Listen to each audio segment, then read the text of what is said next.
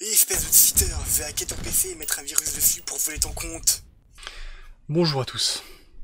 Malheureusement, nous sommes très nombreux à avoir déjà croisé sur les serveurs de nos jeux préférés de jeunes personnes persuadées de pouvoir implanter des virus sur notre ordinateur dans un accès de rage et de frustration. Mais d'ailleurs, c'est quoi un virus? Eh bien, un virus, ou plus globalement un malware, c'est du code.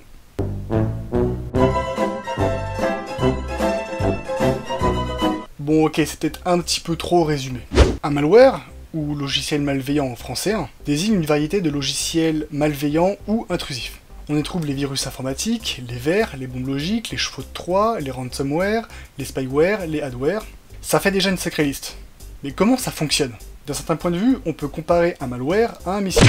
Si, vous allez voir. Nous avons tout d'abord le vecteur de propagation, le moyen utilisé pour propager le malware, parallèlement au moyen de propulsion d'un missile. On peut avoir comme vecteur de propagation des scripts, des macros dans des fichiers PDF, des faux mails, des faux liens, des cracks, des logiciels piratés. Ensuite, nous avons le déclencheur. Un malware peut se déclencher lors de l'exécution d'un fichier, lors du démarrage de l'ordinateur, à une date précise, etc., etc. Il existe plein de déclencheurs possibles imaginables. Et pour finir, nous avons la charge utile, c'est-à-dire ce que va faire le malware. Destruction de fichiers, prise d'otage de fichiers comme avec les ransomware, collecte de renseignements, blanchiment d'argent, minage de crypto-monnaie, campagne de spam, etc., etc., vous avez compris. En clair, un malware peut se cacher n'importe où, se déclencher n'importe quand, et faire à peu près n'importe quoi. Mais pourquoi? Quel est l'intérêt d'utiliser des malwares? Eh bien, comme beaucoup de choses malveillantes, l'argent! Le but principal de ceux qui créent ces malwares est de se faire de l'argent, en volant des données personnelles, en prenant en otage des fichiers, ou en sabotant des concurrents ou des pays.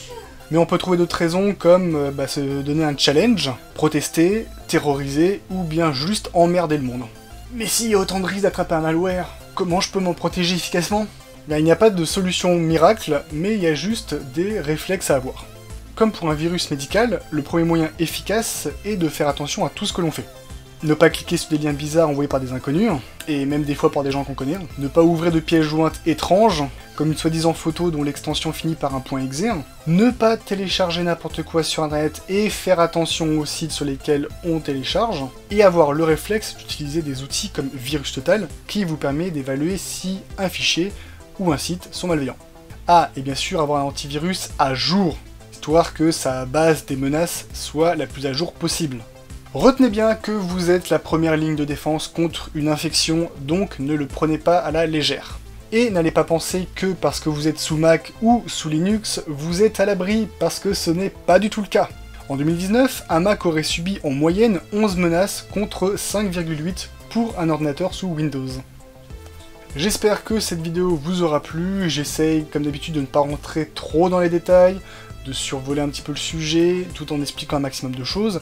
Donc si vous voulez plus de détails sur certains points, n'hésitez pas à me le demander dans les commentaires. Quant à moi, je vous dis bonne journée, bonne soirée, bonne nuit, et surtout n'oubliez pas, la sécurité est l'affaire de tous.